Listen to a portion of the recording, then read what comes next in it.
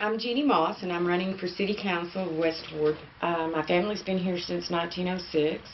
It's home. And in '99, we were living somewhere else, and I just told Jeff I wanted to go home. I live in Coleman. I have 2 kids. I have 6 grandkids, 3 of which at the moment are living with me, along with their mother because their father is in the military and he's in Korea.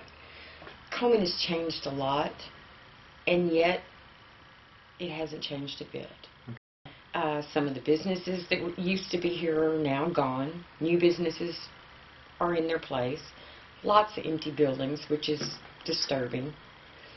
Coleman used to be a thriving, bustling little town, and now it seems to be just limping along.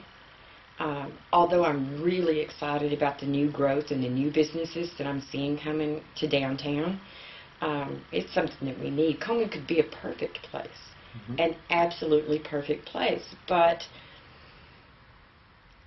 we've taken some wrong turns.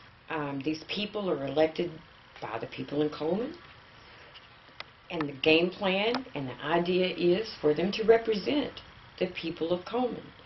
So how can you ignore what they say, not answer their questions, and then say you're a representative of the people? I want to be someone that you can come and talk to, and I'll care enough to at least try to follow through. I don't, by any stretch of the imagination, say that I have all the answers. I don't. I'm not a rocket scientist, Rhodes Scholar. I'm also not an idiot. And why should any of us feel like a city council member is smarter and their opinion is more important than yours? After all, you're the one that's paying the bills. And the mayor and some of the council really didn't want to hear from the residents. So when you get to this, or when they got to the discussion portion of the meeting, discussion wasn't allowed. This is the people's meeting. This is the people's forum to talk to and hear from their city council. What would be my preference as the future of Coleman is that it be a healthy, still be a friendly community, but that it be healthy and that its city government plans ahead so that it will be. We have electrical rates that are the highest in the state. We have water resources at the moment, but nobody knows what's going to happen in the future, and we need to plan for the future. I want to see Coleman grow. I want it to have little neat shops and community gatherings. The 4th of July gathering in the park last year was fabulous. It was something where everybody could get together, see each other, enjoy their community. And you don't find that in a lot of places. So, you know, if you can live in that perfect little town and still be able to work and raise your kids and maybe even start a business or have a business and know that it has a future. You know, that it's not going to dry up and blow away tomorrow because the city council didn't pay any attention. There are individuals who, you know, maybe they're good people that are doing the wrong things for what they believe is the right reason. But if you don't have to live with it, who are you to say it's best? There are outside influences, and they have an ear to the council, and at times they speak loudly, so loudly that it drowns out the voices of the people of Coleman who do pay the bills. What will you do about it? I think that needs to stop. I can't be bought. I don't care about the influence. It should be unbiased. It should be, you know, I'm here to speak for the people. That's the job. I'm here to speak for the people. The people tell me this. This is a concern, or they wouldn't have told me. One of the first things that I would like to attempt is doing something about the electrical. The rates are atrocious. Parts of the contract are sealed and hidden. The people ask questions and they are told they can't be answered. And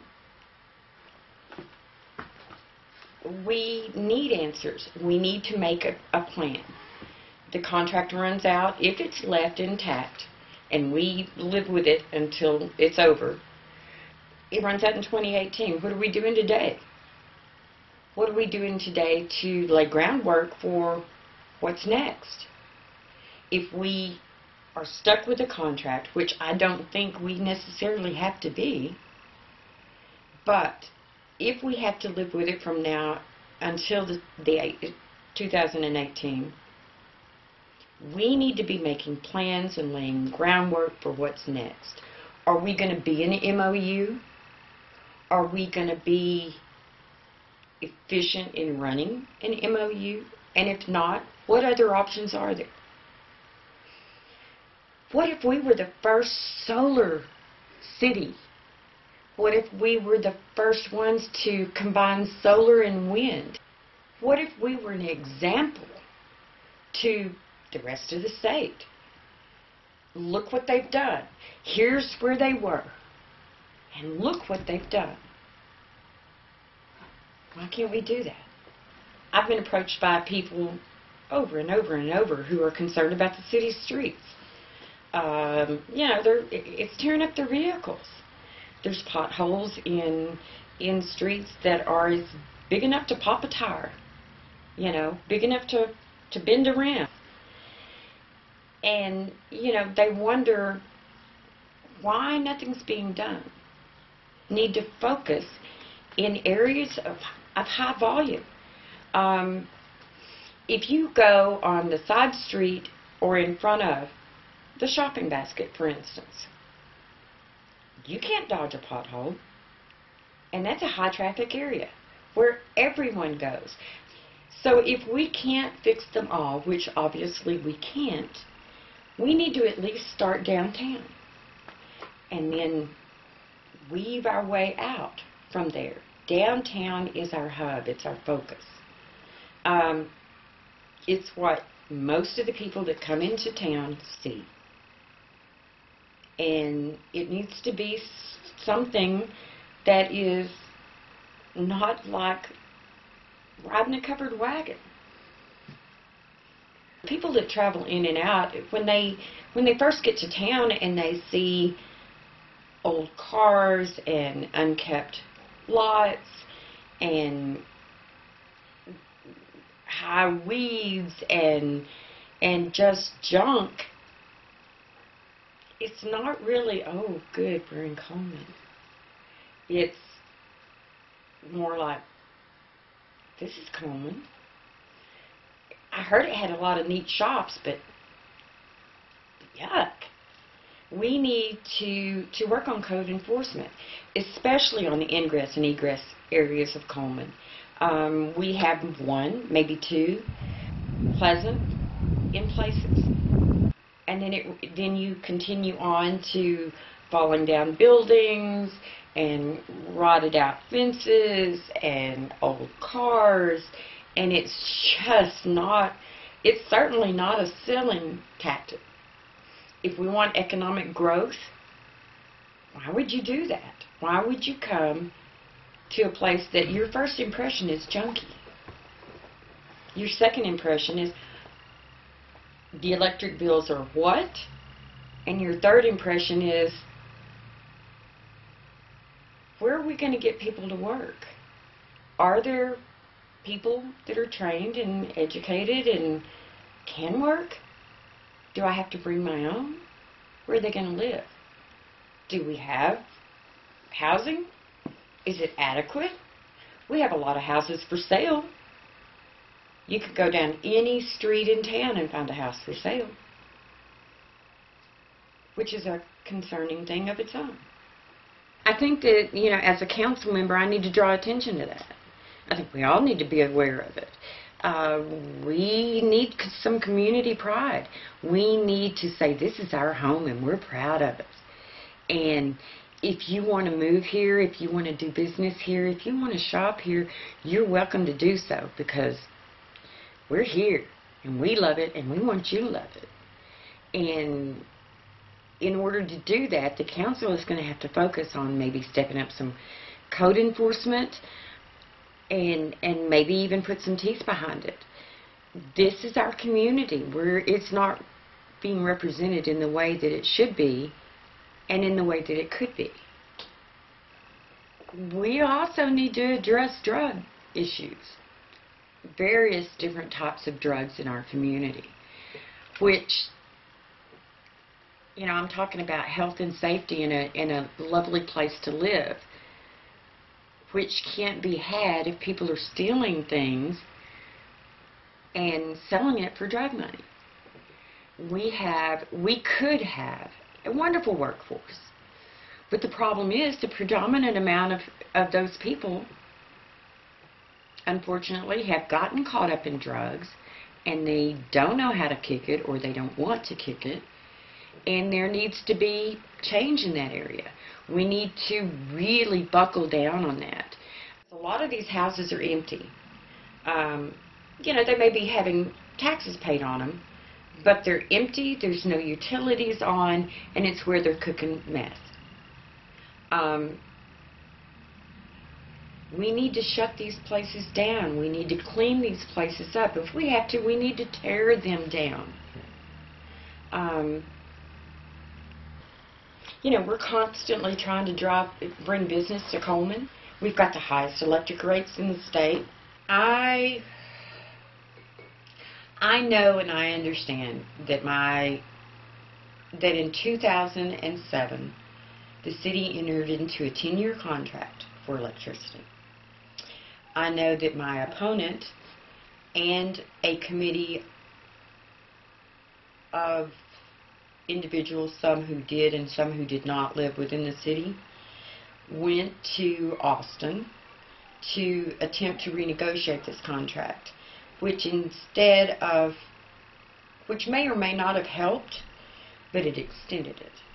And now we are stuck with a contract that would originally have expired in 2017 that now is extended to 2018 with absolutely outrageous prices. In addition to having negotiated this contract, part of the terms of the contract are that nobody can know what the terms of the contract are. If we have to pay the bill and we ask you what the terms are, we should be able to find out, and we can't. And it's written into the contract that we can't. And this is a contract that my opponent thought was a good idea and allowed. Coleman is my home. Coleman is a very, very special place. This is the one place, maybe on earth, that you can walk down the sidewalk, see somebody that you saw just yesterday, and get a big hug and oh, how are you? I haven't seen you in ages, blah, blah, blah, and it be genuine. Mm-hmm. It is, and it can be, a lovely place to live. It's friendly. It's quiet. And yet it's close enough to other cities that if you want something different than that, it's just 45 minutes away. However, Coleman has declined so much, and there have been so many, in my opinion, wrongs done to the residents of Coleman. It's time for somebody to stand up and say, you know, that's enough. It's us. Mm-hmm. We are the citizens. We are who sent you to the city council for you to represent us, and you're not doing that. And if I can do nothing else than to make noise and make people be heard, then that's my job. It's not about I have this or I have that, and I want to be the center of attention. I don't want to be the center of attention. I am not a politician. What I am is a resident of the city of Coleman. I want to represent the rest of the residents, and I want to do so without anybody whispering in my ear and thinking it's going to make a difference. I want to live here. I want to work here. I want to have my grandkids here. I want to have my grandkids go to school here, and I want it to be a safe, healthy place to be. It's a fabulous little town. It could be better. I spend a lot of time outside. I like nature. You know, God created a wonderful place. And the flowers, the trees. I have a fountain out back. And I'll sit and watch the birds. They'll come down and they'll get a drink. They'll take a bath. They take turns. They'll sit on the fence and watch over the other one while the other one's taking a bath. You know, they're a community. But I like to spend a lot of time outside. That's where I think. That's where I pray. That's where I problem solve. That and my dartboard. Mm-hmm. When I was doing real estate appraisals, if I had a particularly difficult, report that I was working on, the pieces just didn't quite fit. I used the old accounting method of, if you were off balance, out of balance, and you couldn't find it, you get so focused on the same problem the same way over and over that you have to get up and walk away and do something else in order to kind of clear the slate, clear your minds. Oftentimes I'd wake up 2, 3 o'clock in the morning and go, I know exactly where that is.